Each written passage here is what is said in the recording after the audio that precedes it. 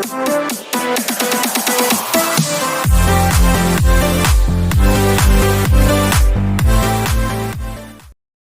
मैं राजेश कोसले और आप देख रहे हैं आरजे सिविल इंजीनियरिंग। तो फ्रेंड, ये वीडियो आप लोग के लिए बहुत ही इंटरेस्टिंग होने वाली है फ्रेंड, क्योंकि अभी तक यूट्यूब पे ऐसा किसी ने भी नहीं किया है कि बीबीएस को एनिमेशन के थ्रू भी समझाया गया हो। हम बीबीएस का सीरीज़ लाने वाले हैं जिसमें हम 3D एनिमेशन के थ्रू आपको बीबीएस का पूरा डिटेल समझाएंगे कि कैसे कैसे बार कटिंग होती है, बेंडिंग होती है और कैसे प्लेसिंग होती है। तो ये सब हम एनिमेशन के थ्रू बताने वाले हैं। आपको ये एनिमेशन दिख रहा होगा, ये देखिए फुटिंग का पूरा दिख रहा है एनिमेशन, और इसमें कॉलम का है, इसमें आगे बीम का, स्लैब का, सबका एनिमेशन बना हुआ है। तो ये वीडियो आपके लिए बहुत ही इंटरेस्टिंग होने वाली है फ्रेंड्स। तो आप इसकी सीरीज़ को मिस ना करें। इसमें हम पूरे कॉलम के मेन बार, टाइस इसके कैसे लगते हैं, इसमें कवर ब्लॉक्स है, अपना फुटिंग्स का मेन बार, डिस्ट्रीब्यूशन बार, बीम में लगने वाले। हमारी आने वाली जितनी भी वीडियो रहेंगी उसमें हम आपको सिविल के बारे में बताएंगे ज़रूर, मगर उसमें हम एनिमेशन ऐड करेंगे ताकि आप लोग को विजुअलाइज हो सके, आप क्लियरली समझ सके उस चीज़ों को। तो हमने अपने वीडियो पार्ट में ये ऐड में आएगा। जैसे कि ये एनिमेशन चल रहा है, आप इस एनिमेशन में देख रहे हैं पूरा एक एक रिइंफोर्समेंट प्लेस करके दिखाया हुआ है, और हम यहाँ पे एक एक रिइंफोर्समेंट अलग अलग कलर से जो दिखा हुआ है, हम एक एक रिइंफोर्समेंट का बात करेंगे कि ये एक्चुअल में इसको क्या बोलते हैं और ये ऐसा क्यों प्लेस हुआ। इसमें देखेंगे तो आपको बीम का स्टीरअप है, बीम का स्टीरअप है, मेन बार्स है, स्ट्रेट बार्स है, टॉप बार, बॉटम बार, सारा कुछ हम क्लियर करने वाले हैं। क्योंकि बीबीएस में कि हमें कैसा कैसा लगता है, जैसे स्लैब में टॉप एक्स्ट्रा, क्रैंक बार, बीम का एक्स्ट्रा बार, बॉटम एक्स्ट्रा बार, ये सारा कुछ हम, चेयर बार, कवर ब्लॉक, सारा कुछ हम कवर करने वाले हैं अपने वीडियो में आने वाली सीरीज़ में। और उसमें हम एनिमेशन के थ्रू आपको समझाएंगे ताकि अच्छे से क्लियरली आपको समझ में आ जाए ये पूरा स्ट्रक्चर कैसे बनता है, कैसे तैयार होता है। इस पे हम लोग पूरा कंप्लीट वीडियो बनाएंगे और सभी को एनिमेशन के थ्रू समझाएंगे। हम एक एक कॉन्सेप्ट हम एनिमेशन के थ्रू क्लियर करेंगे। हमारा यही मेन मोटिव रहेगा कि हम एनिमेशन के थ्रू स्टूडेंट्स को अच्छे से विजुअलाइज कराएं ताकि वो सभी चीज़ों को अच्छे से विजुअलाइज कर सके, और जहाँ पे भी वो काम पे जाए, साइट पे जाए, तो उसको प्रैक्टिकली उसको यूज़ भी कर सके।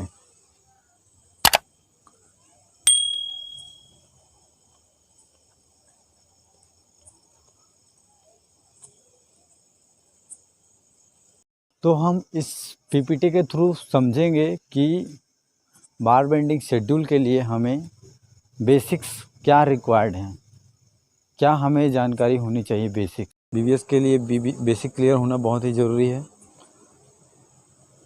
तो हमको सभी को पता है कि स्टील होता क्या है।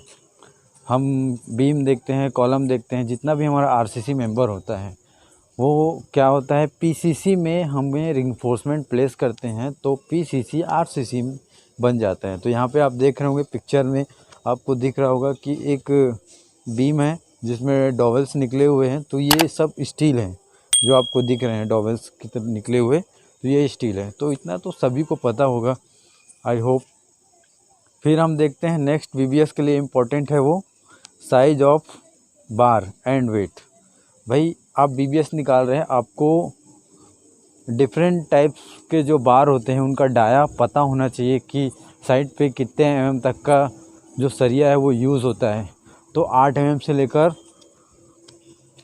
40 mm तक का डाया बार का सरिया यूज़ होता है। तो 8 mm, 10 mm, 12 mm, 16 mm, 20 mm, 25 mm, 32, 36, 40 इतने डाया का जो बार है, इतने mm का डाया का जो बार है वो यूज़ होता है हमारे कंस्ट्रक्शन साइट पे। इतना तो कम से कम मिनिमम यूज़ होता ही है। तो ये तो पता चल गया हमें कि कितना कितना डाया का बार होता है। इनके वेट भी हमको जानना है कि वेट कैसे निकलता है। तो इसके लिए फार्मूला है d² / 162। तो ये पर मीटर वेट है अलग अलग डाया बार के लिए, जिसमें डी स्क्वायर में हम किसी भी डाया के बार का जो डाया लेते हैं वो रख कर हम 162 से डिवाइड करते हैं तो हमें पर मीटर वेट मिल जाता है कि 1 मीटर में उसका कितना वेट होगा। इसी तरह ये पर फिट का हुआ दिया हुआ है बाजू में, जो डी स्क्वायर बाई 533 दिया हुआ है। ठीक है, तो ये इसको आप नोट डाउन कर लेंगे। जिस टाइम हम बीबीएस करेंगे उस टाइम ये बहुत ज़रूरी है वेट निकालने के लिए। ठीक है, तो आप इसको पॉज कर लीजिए वीडियो को और सारा एंट्री कर लीजिए आप अपने नोटबुक में। भाई स्टील का यूज़ क्यों करते हैं आरसीसी में? स्टील का ही यूज़ क्यों करते हैं? और भी कुछ मटेरियल्स हैं उनका यूज़ कर सकते हैं। तो स्टील का यूज़ इसलिए किया जाता है क्योंकि स्टील जो होते हैं वो टेंसाइल स्ट्रेंथ के लिए काफ़ी अच्छी होती है इसकी। भाई कोई भी स्ट्रक्चर पे कंप्रेसिव और टेंसल दोनों टाइप का लोड आता है। ठीक है, तो दोनों को काउंटर करना है। मगर जो कंक्रीट होता है वो केवल कंप्रेशन को काउंटर कर पाता है, टेंशन को काउंटर नहीं कर पाता है। इसके लिए हम रिइंफोर्समेंट प्रोवाइड करते हैं। इसके अलावा और भी ऐसी प्रॉपर्टीज़ हैं जिसकी वजह से इसको कंक्रीट में यूज़ किया जाता है स्टील को। ये कंक्रीट के साथ बॉन्ड अच्छा बनाता है। इसका थर्मल कोफिशिएंट कंक्रीट के आसपास ही है, एक्सपेंशन में भी और कॉन्ट्रैक्शन में भी। यह इकोनॉमिकल है और इजीली मिल जाता है मार्केट में, और ये स्ट्रक्चर को स्ट्रेंथ प्रोवाइड करता है, एक्स्ट्रा स्ट्रेंथ। अगला देख लेते हैं हम स्टील बार जो कंपोनेंट, स्टील बार में जो कंपोनेंट्स है उसमें दो मेनली कंपोनेंट होते हैं, एक तो आयरन होता है, एक तो कार्बन होता है। और भी इसमें इम्प्योरिटीज़ होती हैं जैसे कि मैग्नीशियम, सल्फ़र, पोटेशियम। तो ये जितने भी स्टील होते हैं इनकी प्रॉपर्टी जैसे जैसे कार्बन का परसेंटेज बढ़ते आता है इनकी प्रॉपर्टी चेंज होती जाती है। कार्बन कंटेंट जितना कम होगा स्टील उतना डक्टाइल होगा, कार्बन कंटेंट जितना ज़्यादा होगा स्टील उतना ही ब्रिटल होगा। इसके अलावा स्टील में कुछ डिटेल्स दिए रहते हैं जिसको भी हमको जानना ज़रूरी है।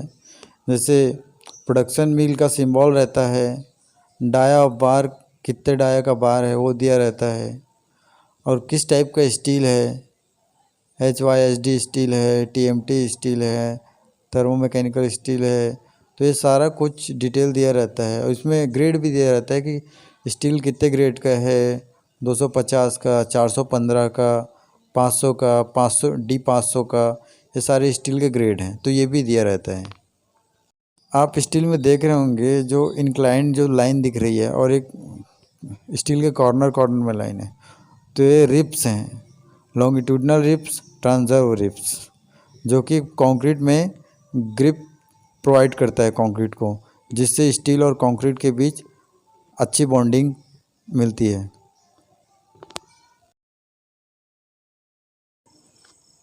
अगला हम देखते हैं कि बार बेंडिंग के शेड्यूल को समझने के लिए हमें कुछ सिंबल्स पता होने चाहिए कि वो क्या डिनोट करता है। तो यहाँ पे देखिए प्लेन राउंड बार के लिए 5 दिया हुआ है, प्लेन स्क्वायर बार के लिए रेक्टेंगल एक सिंबल दिया हुआ है। तो ये इतना यूज़ का नहीं है, हमारा यूज़ का है हैशटैग और @ जो हैशटैग से डिनोट करते हैं जितने भी स्ट्रक्चर इंजीनियर, तो हैशटैग से वो डाया को डिनोट करते हैं, और @ जो होती है वो dia to dia center of center distance होता है वो, या स्पेसिंग बोल सकते हैं उसको। फिर आप देखेंगे 2 लेग स्टीरअप, 2L, 3L, 4L जो लिखा है वो लेग होता है, जो 2 लेग, 3 लेग, 4 लेग। तो हम आगे वीडियो में बताएंगे आपको, BBS का जो सीरीज़ आएगा कि 2 लेग, 4 लेग, 3 लेग ये क्या है। नेक्स्ट हम देख लेते हैं C1, C2, C3। तो किसी भी स्ट्रक्चर ड्राइंग में ये दिया रहता है, तो ये कॉलम की डिटेल में आपको मिलेगा, कॉलम फुटिंग के डिटेल में आपको मिलेगा। C1, C2, C3 ये टाइप्स ऑफ कॉलम हैं। हम आइडेंटिफाई कैसे करेंगे कि ये कौन से नंबर का कॉलम है, तो इसी के थ्रू हम आइडेंटिफाई कर सकते हैं। वैसे ही फुटिंग है F1, F2, F3, इसको भी इसी के थ्रू हम आइडेंटिफाई करेंगे। CF2 CF3 ये कंबाइंड फुटिंग का टाइप है, अलग अलग टाइप का है जिससे हम डिनोट करते हैं। तो ये सारा कुछ आपको जानना बहुत ही ज़रूरी है। जब आप BBS करेंगे तो ये सिंबल जब तक आप नहीं देखेंगे तब तक आप स्ट्रक्चर ड्राइंग रीड नहीं कर पाएंगे। नेक्स्ट हम देखते हैं क्लियर कवर। तो क्लियर कवर भी बहुत ही इम्पॉर्टेंट है BBS के पॉइंट ऑफ व्यू से, क्योंकि फुटिंग का जो क्लियर कवर होता है वो 50 होता है, कॉलम का 40 होता है, बीम का 25 होता है, स्लैब का 20 mm होता है, स्टेयरकेस का 15 mm होता है, पाइल्स का 60 mm होता है, पाइल कैप का 60 mm होता है, राफ्ट फाउंडेशन का 75 होता है, कहीं कहीं 50 होता है। इसके बाद हम देख लेते हैं बैंड डिडक्शन। बैंड डिडक्शन बहुत ही इम्पॉर्टेंट है BBS के पॉइंट ऑफ व्यू से। बैंड डिडक्शन एक्चुअली में जब हम किसी भी बार को बैंड करते हैं तो वो हल्का सा इलोंगेट हो जाता है, लेंथ में उसकी इंक्रीज़ हो जाती है, तो इसलिए हमें वो बैंड डिडक्शन माइनस करना पड़ता है, नहीं तो स्टील की क्वांटिटी ज़्यादा हो जाएगी। वैसे सभी इंजीनियर बैंड डिडक्शन करते हैं, ऐसा ज़रूरी नहीं है, बट बैंड डिडक्शन भी एक इम्पॉर्टेंट फैक्टर है, तो इसको भी हम देख लेते हैं कि कैसा है। तो 45 के लिए हम 1D लेते हैं, 90 डिग्री के लिए हम 2D लेते हैं जैसे कि आप पिक्चर में देख रहे होंगे, और 135 डिग्री के लिए 3D लेते हैं, और 180 डिग्री के लिए 4D लेते हैं। और जो हुक लेंथ होती है उसके लिए 9D 10D structure designer provide करता है। तो ये यहाँ पे जो 1D 2D 3D लिखा है, इसमें जो D है वो डाया बार है, डाया बार से 1 time 2 time 3 time 4 time multiplication है। तो इस तरह हम बैंड डिडक्शन करते हैं। नेक्स्ट हम देखते हैं development length and overlapping. BBS के पॉइंट ऑफ व्यू से ये भी बहुत ही इम्पोर्टेंट है। हमें पता होना चाहिए कि ओवरलैपिंग कहाँ पे हो रही है, कितना हमें ओवरलैपिंग लेना है, डेवलपमेंट लेंथ कितना लेना है बीम में, ये सारा कुछ बीम में, कॉलम में, तो ये सारा कुछ हमें जानना बहुत ही ज़रूरी है। तो यहाँ पे आप पिक्चर में देख रहे होंगे, कॉलम में ये ओवरलैपिंग दिखा रहा है ना, एक रॉड के ऊपर एक रॉड आ रहा है, तो ये एक ओवरलैपिंग है। बीम पे देखेंगे तो स्ट्रेट बार कंटिन्यू आगे बढ़ के ये ड्रॉप हो रहा है नीचे बार, तो ये आपका डेवलपमेंट लेंथ है।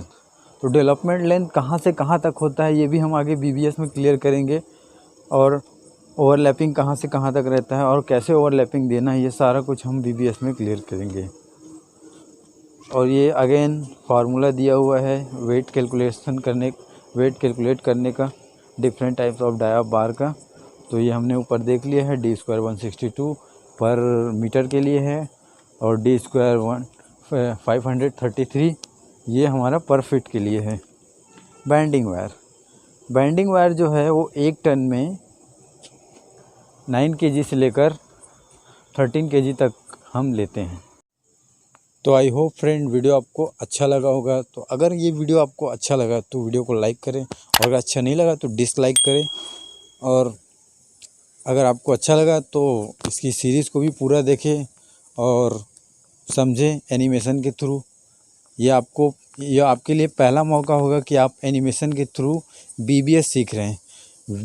पूरे YouTube में आपको किसी ने भी ऐसा वीडियो नहीं डाला है जिसमें आपको BBS आपको एनिमेशन के थ्रू समझाया जाए कि कैसे कटिंग लेंथ निकालेंगे, कैसा बैंड होगा, और वो कैसा एक्चुअल में प्लेस होगा। तो ये सारा कुछ हम एनिमेशन के थ्रू आपको बताने वाले हैं, तो वीडियो मिस ना करें फ्रेंड।